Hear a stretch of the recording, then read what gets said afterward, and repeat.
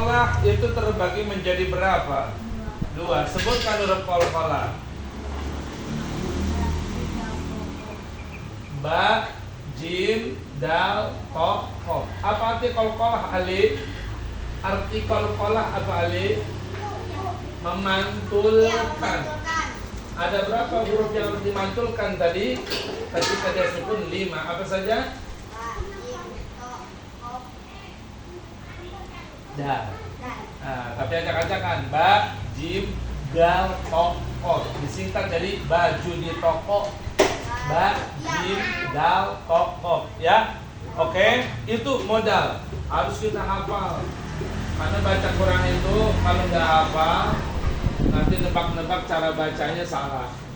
Orang yang baca Qurannya salah karena tidak mau belajar, itu bahaya yang begitu besar. Tetapi kalau salah di dalam keadaan masih belajar, itu insya Allah akan mendapatkan ampunan, dapat keringanan.